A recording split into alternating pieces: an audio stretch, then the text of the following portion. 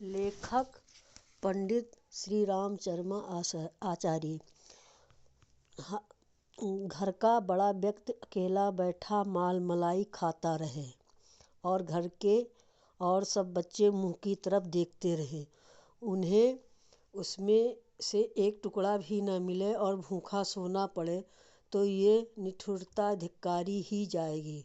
ऐसा निठुर आचरण कोई हृदयहीन कर सकेगा जिनकी मुट्ठी में विभूतियाँ हैं और वे उनका लाभ अकेले ही उठाते रहते हैं। दूसरों को पिछड़ापन दुख कष्ट उन्हें दिखता है, सूझता ही नहीं। उन्हें आंखें रहते हुए भी भावना के क्षेत्र में अंधा ही कहा जाएगा।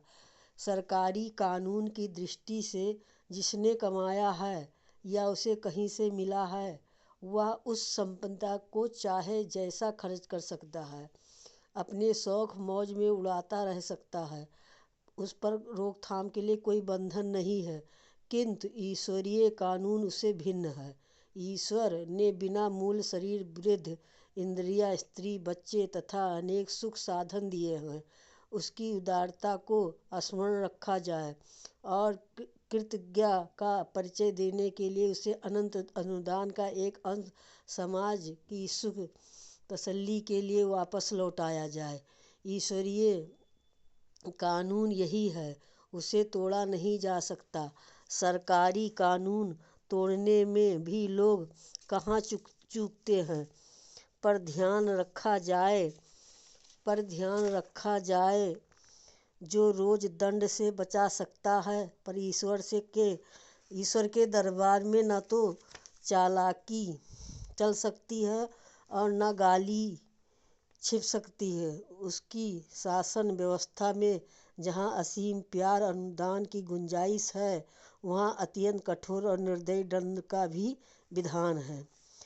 ईश्वर केवल उदार और दयालु ही नहीं है, अत्यंत क्रूर, कठोर और निर्दयी भी है। उसका प्यार सह्यता के साथ जुड़ा हुआ है, पर जो निर्लज्ज निठुरता की रीति नीति अपनाए हुए हैं उन्हें याद रखना चाहिए कि पूजा पत्री के छिट-पुट, टंट घंट ईश्वर को बहकाने के लिए काफ़ी नहीं। उसे बहकाया नहीं, संतुष्ट किया जाना चाहिए। सांत्वन बंधन से बहकाने पर उद्देश्य पूरा हो सकता है। उसे संतुष्ट तो हम अपने आचरण से ही कर सकते हैं और ये दिव्य आचरण दया, उदारता, सेवा या परमार्थ प्रयोजन में अपनी प्रवृत्ति का परिचय देने से ही सिद्ध होता है। ये पांचों विभूतियाँ एक प्रकार के से टीम द्वारा जीती गई हैं। घर का बड़ा व्यक्ति अकेला बैठा माल मलाई खाता रहे और घर के और सब बच्चे मुँह की तरफ देखते रहें। उन्हें उसमें से एक टुकड़ा भी न मिले और भूखा सोना पड़े तो ये निठुरता धिक्कारी ही जाएगी। ऐसा निठुर आचरण कोई हृदयहीन ही कर सकेगा जिनकी मुट्ठी में विभूतियाँ और वे उनका लाभ अकेले ही उठाते रहते हैं। दूसरों का पिछड़ापन दुख कष्ट उन्हें दिखता सूझता ही नहीं। उन्हें आंखें रहते हुए भी भावना के क्षेत्र में अंधा ही कहा जाएगा। सरकारी कानून की दृष्टि से जिसने कमाया है या उसे कहीं से मिला है, वह उस संपदा को चाहे जैसा खर्च कर सकता है, अपने शौक मौज में उड़ाता रह सकता है। उस पर रोकथाम के लिए कोई बंधन नहीं है, किंतु ईश्वरीय कानून उससे भिन्न है। ईश्वर ने बिना मूल शरीर, वृद्धि, इंद्रियां, स्त्री, बच्चे तथा अनेक सुख साधन दिए हैं। उसकी उदारता को स्मरण रखा जाए और कृतज्ञता का परिचय देने के लिए उसे अनंत अनुदान का एक अंश समाज की सुख तसल्ली के लिए वापस लौटाया जाए। ईश्वरीय कानून यही है, उसे तोड़ा नहीं जा सकता है। सरकारी कानून तोड़ने में भी लोग कहाँ चूकते हैं, पर ध्यान रखा जाए जो राजदंड से बचा सकता है, पर ईश्वर के दरबार में न तो चालाकी चल सकती है और न गलती छिप सकती है। उसकी शासन व्यवस्था में जहाँ असीम प्यार अनुदान की गुंजाइश है, वहाँ अत्यंत कठोर और निर्दयी दंड का भी विधान है। ईश्वर केवल उदार और दयालु ही नहीं है, अत्यंत क्रूर, कठोर और निर्दयी भी है। उसका प्यार सहिष्णुता के साथ जुड़ा हुआ है। पर जो निर्लज्ज निष्ठुरता की रीत नीति अपनाए हुए हैं, उन्हें याद रखना चाहिए कि पूजा पत्री के छिट-पुट, टंट-घंट ईश्वर को बहकाने के लिए काफ़ी नहीं।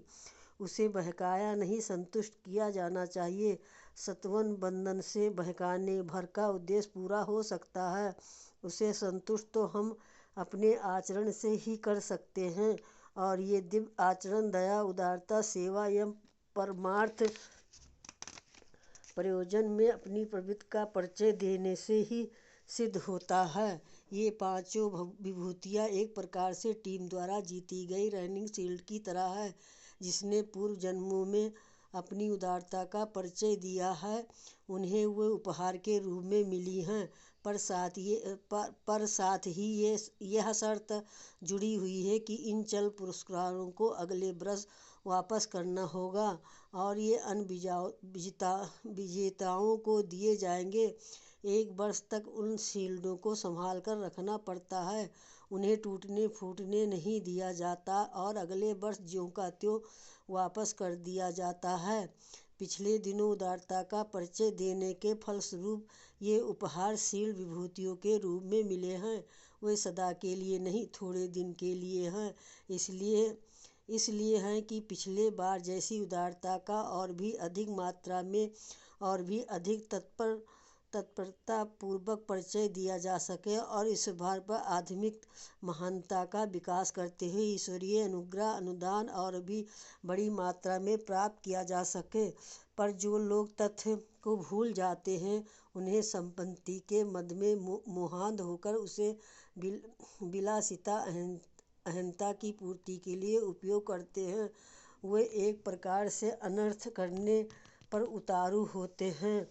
संपदा हमारी माता है, उसके आगमन पर हमें अपने कर्तव्य धर्म का ही स्मरण करना चाहिए, उसका पत्नी की तरह उपभोग नहीं करना चाहिए। माता का दूध भी बालक पी सकता है, पिता जैसे अधिकार उसका नहीं है। संपदा ईश्वर की पत्नी है, मनुष्य की माता है। माता से अपना निर्वाह मात्र लिया जाए और आगे उसे अपने अन्य बच्चों को संभालने दिया जाए।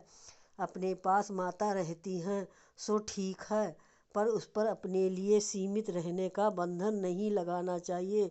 जो हमारे पास है वो हमारे उपभोग के लिए है। यही असुर भावना है। जिनकी ये मनोवृत्ति है वो असुर है।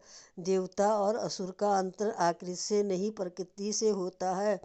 आकृति से तो लगभग सभी एक से होते हैं, पर जिनके क्रूरता के बड़े बड़े दांत हैं, जो दूसरे पीड़ितों को सहलाते या सींग मारते हैं, स्वार्थपरता की कलंक कलमा से जिन्होंने अपना चेहरा पोत लिया है, वो असुर हैं। ये अलंकार चित्रण हैं। रंग रूप में कोई सफ़ेद रंग का और चूहे जैसे छोटे दांतों वाला भी असुर हो सकता है। हमें असुर नहीं, देवता जैसे दिव्य उदार बनना चाहिए।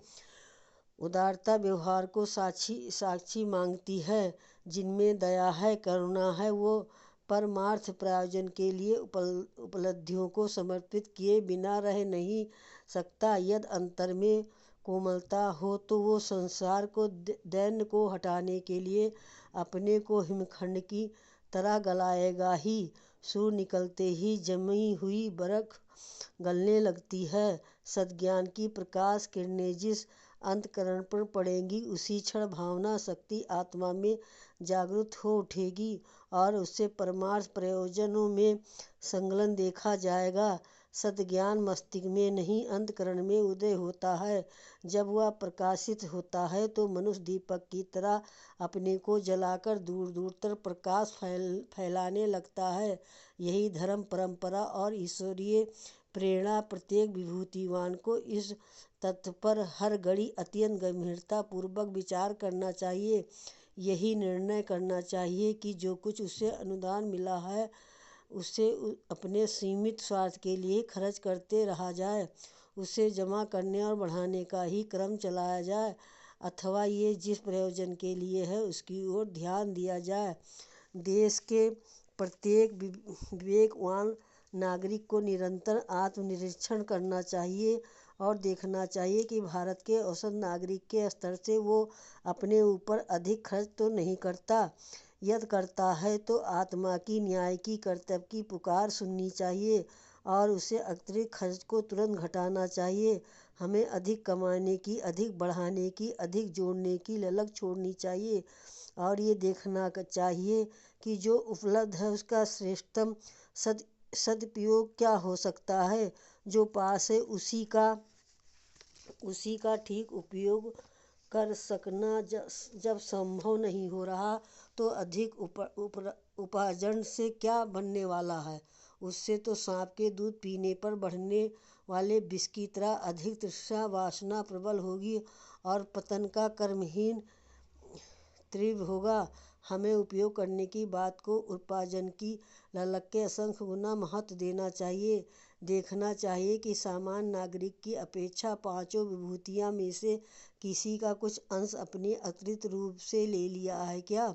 औसत भारतीय की तुलना में यदि आपको बुद्धि, प्रतिभा, विद्या, भावना और समर्था का अधिक मात्रा में मिली है तो उचित ये है कि उस अतिरिक्त अंश को विश्व मानव की पवित्र